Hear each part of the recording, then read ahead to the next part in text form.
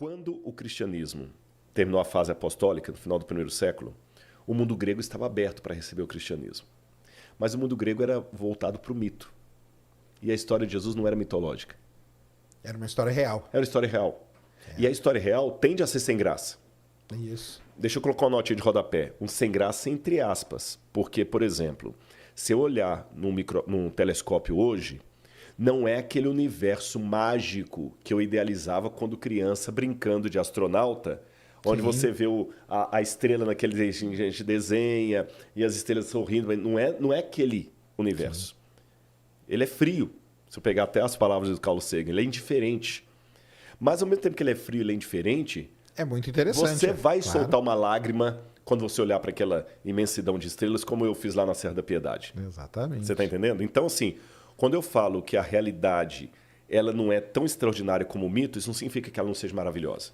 Então, os evangelhos estão dentro dessa realidade que não é mitológica, mas é maravilhosa. Mas está aquém do mundo de mentalidade mítica. Então, um grupo de cristãos de Alexandria queriam adaptar a pregação cristã ao mundo helenístico. Porque tudo na época era helenístico. Mesmo com Roma dominando, era a cultura grega. E como é que eu vou adaptar? Bom, eu tenho que tornar o evangelho mais coisa. Aí começaram a criar. Qual a lacuna da vida de Jesus?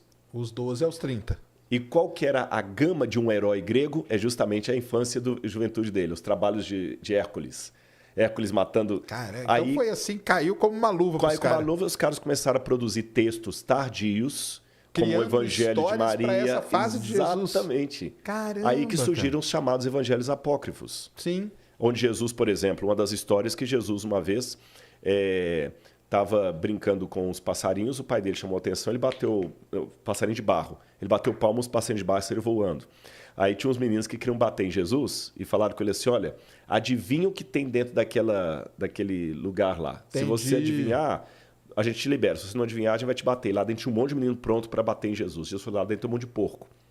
Quando eles abriram a porta, saíram um monte de porco. Jesus transformou os coleguinhas em porcos.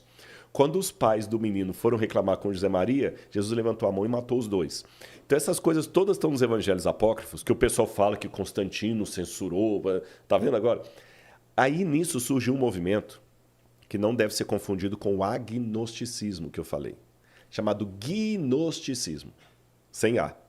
O gnosticismo diz o seguinte, tem um conhecimento secreto que te liberta. E nesse conhecimento secreto, eles começaram a falar que entre nós e Deus tem vários eons de elevação espiritual. E nesse mundo mítico ainda faltava uma figura da mulher.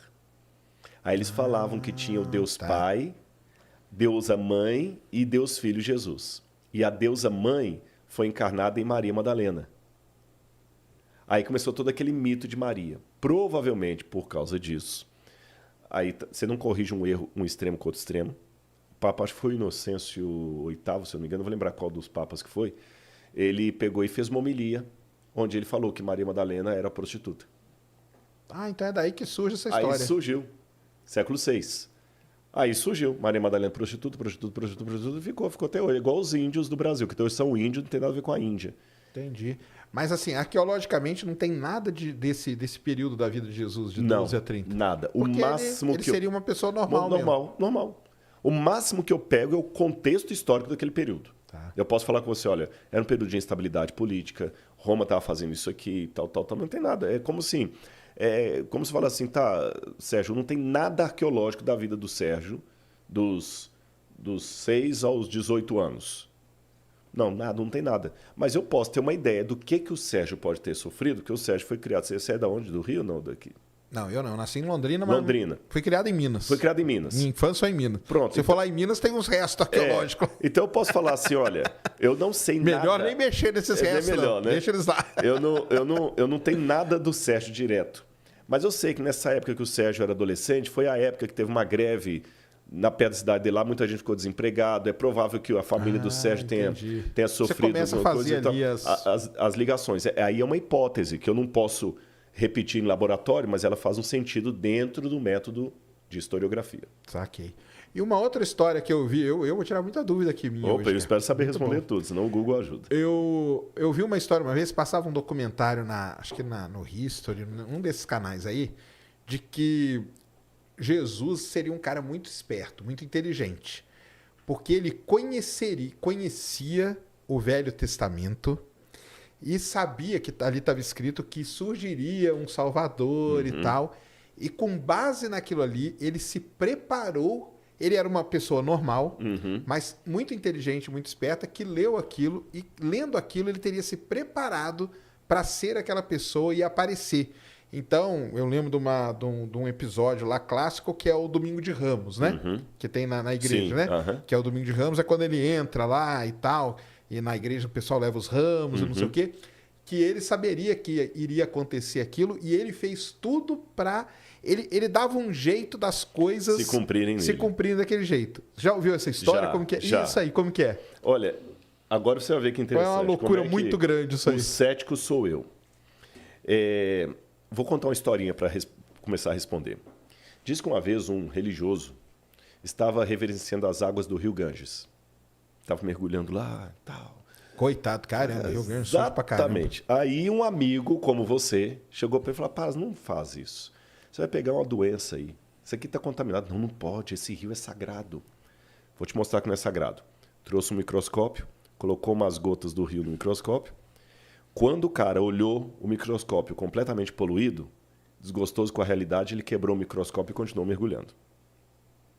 Embora essa parábola que eu contei coloque o religioso como, eu posso dizer que em todos os segmentos existem pessoas que agem como esse religioso. Entendi. Mesmo segmentos não religiosos. Uma coisa é querer descobrir a verdade, outra coisa é querer que a verdade esteja ao meu lado, custe o que custar. Então o pessoal começa a inventar uns negócios que eu vou responder não como crente, como um estudioso. Isso. Quando eu te falei que a Maria Madalena foi discípula de Jesus e tal, quando o meu livro sair, você vai poder ver, tá cheio de notas de rodapé. E notas de rodapé não é de artigo da UOL, artigo indexado, journal, livro técnico, acadêmico, é recurso ao grego, ao hebraico, que você vê, poxa, o livro foi bem pesquisado. Ainda que você chegue a uma conclusão diferente do autor, você vê que o livro foi bem pesquisado, como na sua área. Ainda que você, na física, você fala assim, olha, eu discordo do fulano quanto a esse detalhe dos buracos negros. Mas a pesquisa dele foi bem fundamentada. Ainda que eu chegue a uma conclusão diferente, mas o cara ele botou ali, né? A mesma coisa. O Código da Vinci, eu consigo ver que é uma pesquisa mal feita. Sim. Então, quando eu vejo, até, desculpa, eu não sei se vou quebrar agora o que eu falo aqui, mas a History só está caindo de qualidade dia após dia. Ah, sim, isso é verdade. A History, por favor, não sei se é em nome de vender mais ou se a população está ficando mais emborrecida, mais estúpida, sabe? Não tem mais uma coisa fundamentada. Ainda tem alguns especialistas que se prestam a dar depoimento, aquela coisa toda. Então, o que acontece? Cadê a fundamentação disso? Não é que eu estou querendo defender a Bíblia, custe que custar, não, mas assim, dê-me as provas. O Constantino adulterou a Bíblia no Concílio de Nicéia. Esquece se crê ou se não crê. Vamos falar de pesquisa acadêmica. Isso é uma afirmação tão gratuita quanto eu dizer que você é pai de uma garota que está lá agora. Entendi. Tá, Rodrigo, peraí, vou até te processar aqui por calúnia e difamação, porque para você falar que eu sou pai de uma garota lá, você tem algum exame de DNA, tem alguma escola? Não, porque o Sérgio, sabe por que o Sérgio está aqui agora? Não é porque essa menina está lá, por isso que o Sérgio não vai à Bahia. Não, eu não fui à Bahia porque eu não estava com a agenda. Não, quer dizer, para você falar qualquer coisa, você tem que ter uma fundamentação mínima para elencar aquela possibilidade. Senão, você está fazendo um perjúrio ou você está levantando um falso depoimento, sim, só que a Bíblia não pode se defender num tribunal. Então, é muita sandice. Aí também tem outros que querem falar que Jesus foi para a Índia, que ele ficou lá na Caxemira, que ele aprendeu que Jesus era o yogi. Também do pessoal ufólogo, tem gente que fala que Jesus era um ET. Sim. Ah, não, isso aí tem vários. Jesus era um ET. Então, assim, rapaz, olha, o mundo hoje... Isso aí não falo, não. Isso aí já um cara já veio brigar comigo, mas, cara, é certeza absoluta. O cara falou assim, é certeza absoluta que Jesus Cristo era ET, porque ele desceu e não sei o quê. Eu falei, tá, você tá falando medo. Que é certeza, eu vou falar o quê? Eu tenho muito medo, e sem nenhuma arrogância que eu falo isso aqui, porque eu também sou uma pessoa com minhas limitações, mas eu tenho medo da histeria mental, seja do lado dos religiosos ou dos não religiosos. Você entendeu? E o fundamentalista, tem um fundamentalista ateu também, você sabe disso. Tem um fundamentalista agnóstico, tem um fundamentalista religioso, tem um ativista. Então, sabe, eu acho assim, o Deus que eu acredito não é o Deus dos escândalos. Entendi. Embora Paulo falou. Mas da onde que esses caras tiram essa... É porque também Jesus, vou te contar, né, cara? Esse período de 12 a 30 aí é foda, né? Fica esse buraco. Fica esse buraco, cara, abre muita possibilidade pra loucura, né? Mas olha que interessante. Ninguém preocupa muito com a adolescência de Charles Darwin. É E também tem um buraco. A gente só sabe que ele... Tem. E dele nem quando criança, você só sabe dele ali quando tava no barco lá. Exatamente. O Nietzsche também só pega ele depois já quase ficando insano lá no sanatório. Ninguém preocupa com a adolescência de Mahatma Gandhi. Agora, é lógico. Aí isso aqui é uma coisa que a gente tem que admitir. O nome Jesus, ele tem uma coisa que atrai. Para você aderir ou odiar. Como dizia C.S. Lewis, você pode até cuspir nele, você pode até não acreditar nele, mas ele mexe com você. Porque é curioso que nenhum livro do mundo foi tão perseguido e hostilizado como a Bíblia. Nenhum. E olha o paradoxo. A Bíblia, que foi o livro mais queimado, mais proibido, mais hostilizado, hoje é o livro mais vendido e com o maior número de manuscritos preservados. Então, esse livro tem uma coisa que atrai o ódio ou a adesão completa. Claro. Só explicando, amor ou ódio, né? Só explicando uma coisinha que eu falei aqui que pode gerar uma dúvida em alguém, quando eu falei assim, o Deus que eu criei não é o Deus dos escândalos, porque Paulo falou, nós pregamos a Cristo crucificado, loucura para os gregos, escândalo para os judeus. Mas quando ele falou escândalo para os judeus, no sentido que os judeus se escandalizavam com aquilo que quebrava, não que Deus seja escandaloso. Entendi. Não seria uma derrota para Deus perder uma alma que fosse para o diabo? Doutor Rodrigo, sou muito seu fã, muito obrigado. Me converti e aceitei Jesus por sua causa. Olha, e mando um abraço para o filho dele, Anthony. Anthony, um abração, Anthony. Valeu mesmo. Viu? Mas quem escreveu é o pai do Anthony, né? DC. Ele não falou o nome dele. Ô, DC, realmente, você tem razão. É uma perda para Deus. Aí é estranho um Deus que tem tudo poder perder. É que Deus é onipotente, mas ele adquiriu um ponto vulnerável.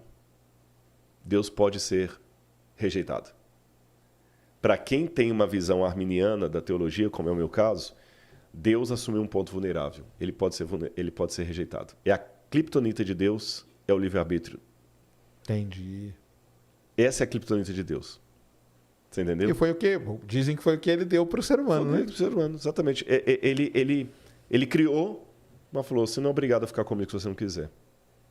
Entendi. Então, realmente, uma alma que vai para o diabo é uma perda para Deus, sim. Como religioso estudioso, qual a sua avaliação sobre o paradoxo de Epicuro, é isso? Epicuro. Epicuro tinha um paradoxo. Nós temos fragmentos de Epicuro. O paradoxo é atribuído a ele, que nós temos fragmentos. É igual Heráclito, a gente não tem todos os escritos. E Epicuro diz o seguinte, Deus é todo poderoso. Deus é todo bondade. O mal existe. Uma coisa aparentemente anula a outra. Uhum. Se o mal existe, então Deus não pode ser todo poderoso. Porque ele queria impedir o mal e não pôde. Ou se ele é todo poderoso, então ele não é todo bondade. Só que quando você estuda, eu teria que ter mais tempo para destrinchar isso. Quem perguntou foi o... eu não lembro mais, não. É porque tem muita pergunta nesse sentido aí. Né? Eu vou fazer aqui, gente, não é jabá de novo, não, já falei da Bíblia comentada, mas eu vou sugerir. Tem um livro meu chamado O Ceticismo da Fé. Tem quase 700 páginas, mas não precisa ler tudo, não. Tem um capítulo que eu trato só sobre o trilema, chamado o trilema, né, o paradoxo ou trilema de Epicuro. Onde eu explico ali com os dados e eu mostro para você, ele não é incongruente, tá bom? Só que eu precisaria de mais tempo para... É como você explicar a física quântica em 30 segundos. Entendi. Porque acho que é uma das grandes questões das pessoas, é isso aí, né? Uhum. Se ele é o bom, por que tem gente que não sei o quê? Exatamente. Porque não sei né? Só para também não ficar no ar, se ele não respondeu, eu vou dar só uma pincelada. Lembrando que, se eu te perguntar assim, resuma-me física quântica em 30 segundos, não dá, né? Você fala assim, olha, eu vou te dar uma pincelada. Então, vou dar uma pincelada. O pessoal interpreta o Todo-Poderoso de uma maneira também artificial. Pantocrator, em grego, né? O Tsevaot. Não é Tsevaot, não. Vou lembrar em hebraico como é que se chama. O que acontece se Todo-Poderoso? Todo-Poderoso não significa que Deus pode fazer tudo indistintamente. Porque senão ele não seria coerente. Se Deus criasse a terceira margem do rio ou a quadratura do círculo, Deus não seria todo-poderoso, ele seria ilógico. Sim. Então Deus pode fazer tudo de acordo com o caráter dele. E justamente por ser todo poderoso, tem muitas coisas que Deus não pode fazer. Deus não pode mentir, Deus não pode se arrepender, Deus não pode enganar, Deus não pode criar outro igual a ele mesmo. Tem um monte de coisa que ele não pode fazer por ser quem ele é, todo poderoso, tá certo? E Deus não duela com o seu caráter. Ele é todo poderoso e ele é todo amor. Mas para criar seres literalmente livres, ele tinha que assumir o risco do mal se tornar como potência e depois ato. Estou falando agora de metafísica. Tá certo? Eu quero o Sérgio vivo, mas existe a chance do Sérgio ser o pai de alguém que vai detonar com todo mundo. Entendi. Pai do anticristo, por exemplo. Mas eu vou arcar. E a prova maior que esse trilema de Epicuro é resolvido no amor de Deus é que quem pagou o preço do trilema foi o próprio Deus. Lembra que eu comecei a explicar por que Jesus morreu, não foi um mero mártir? Ele pagou o preço do mal que deixou de ser ato e deixou de ser potência e se tornou ato. E você que tá assistindo esse vídeo aqui no Talk Flow, dá pra você virar membro, cara, do Flow agora. É um botãozinho do lado do botão de se inscrever. A gente faz um programa semanal só pros membros. Olha! Então fique esperto aí. Se quiser virar membro, tá bem aqui do lado, é mó merreca, custa menos de R$8, irmão.